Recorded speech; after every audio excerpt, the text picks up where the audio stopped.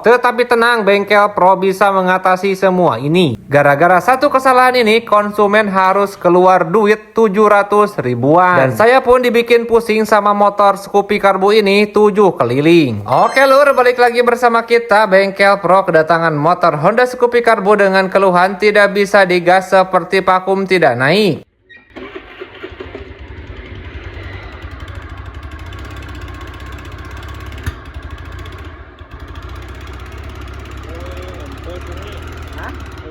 Nah, jadi kondisinya seperti itu, tidak bisa digas sama sekali. RPM-nya tidak mau naik, seperti motor Mio yang vakumnya tidak mau ngangkat ke atas. Langkah pertama untuk pengecekannya, kita cek bagian vakumnya terlebih dahulu, dicek saja. Dan ternyata untuk vakumnya aman-aman saja, tidak ada kebocoran. Lalu saya berinisiatif membesarkan lubang yang di samping jarum vakumnya ini, bertujuan untuk memperlancar bukaan vakumnya menggunakan alat ini. Jarum vakum sudah dipasang kembali dan lubangnya sudah dibesarkan, kita pasang kembali ke motornya. Oke, langsung kita tes hidupkan motornya.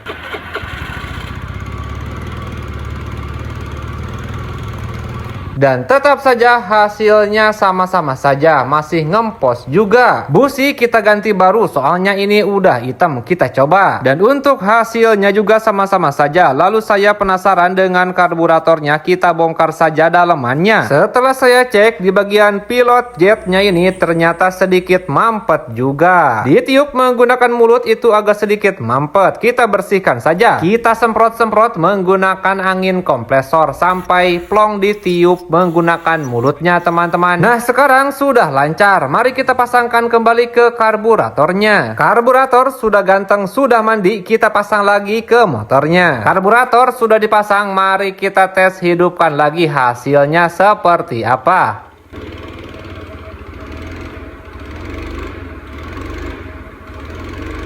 Dan tetap saja motor pun masih tidak bisa digas, RPM-nya tidak mau naik. Dan saya pun penasaran, akan saya ganti satu set karburatornya menggunakan yang baru dari merek NPP. Kita coba hasilnya, apakah mau sembuh atau tidak motor ini. Kita pasang saja langsung karburator yang barunya ini. Oke, lanjut. Karburator sudah terpasang ke motornya dengan rapi dan presisi. Langsung kita kontakkan saja kunci kontaknya, kita coba.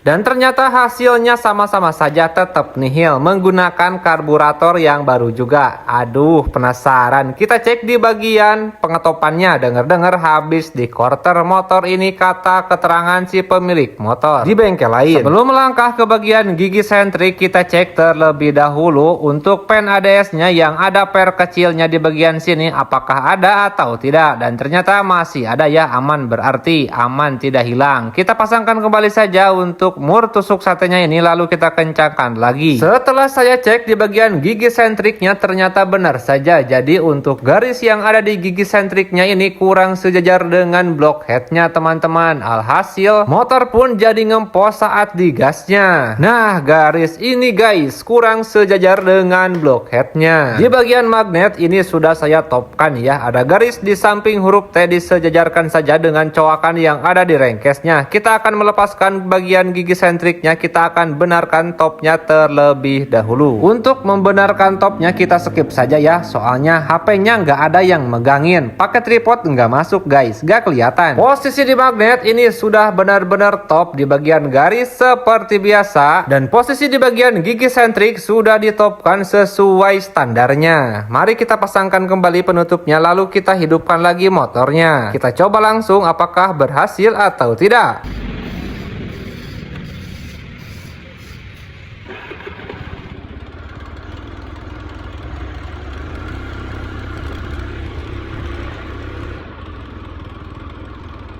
dan tetap hasilnya masih ngempos juga, tidak bisa digas. Lalu saya penasaran bagian sepi magnetnya, kita buka saja magnetnya ini.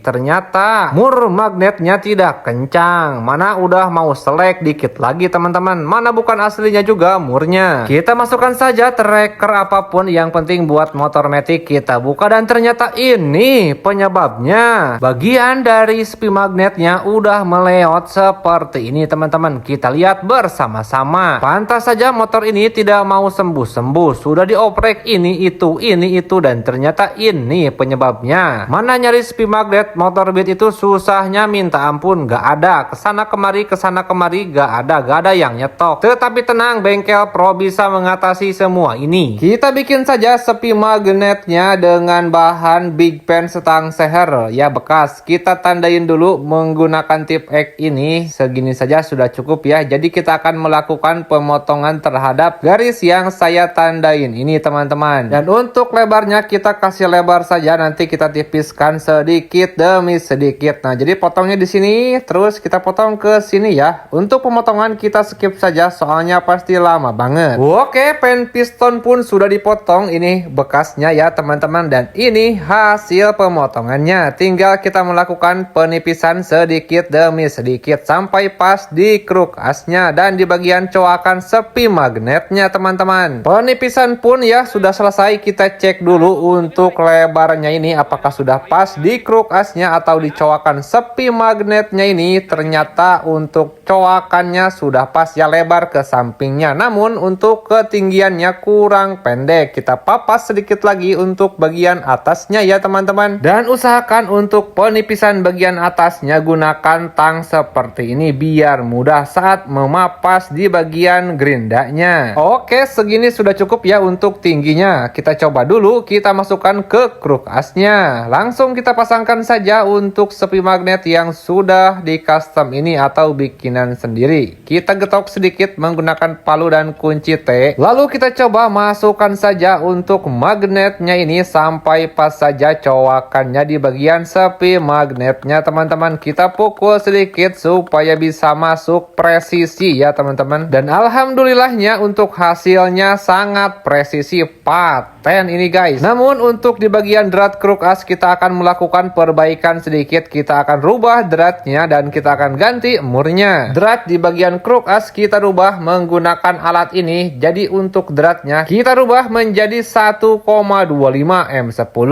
Soalnya udah sedikit selek ini. Di bagian sebelah kiri kita butuh bantuan satu orang untuk menahan kruk as yang bagian sebelah kiri. Lalu kita putar saja untuk bagian sebelah kanan sampai mentok. Sesudah mentok kita lepaskan kembali saja untuk alat dratnya ini. Lalu murnya kita ganti dengan yang lebih presisi. Langsung kita coba saja ke drat yang barunya. Alhamdulillah sudah presisi. Sepi magnet sudah terpasang dengan rapi dan presisi. Kita pasangkan saja langsung untuk magnetnya ini. Kita pukul sedikit sampai mentok dan presisi ya teman-teman. Lalu pasangkan saja setelah ini ringnya 1, ring 14 dan mur 14-nya. Kita ganjal menggunakan bekas Big Pen setang seher tadi untuk pengencangan mur 14-nya ini di bagian pick up pulsernya supaya aman guys. Nah, tinggal kita pasangkan kembali, dan untuk top di bagian sintrik kita benarkan lagi, dan untuk karburator pasangkan kembali yang bawaannya. Lalu kita hidupkan ya setelah ini. Oke teman-teman, karburator sudah ditukar kembali dengan yang bawaannya. Untuk top sintrik juga sudah dibetulkan. Kita coba.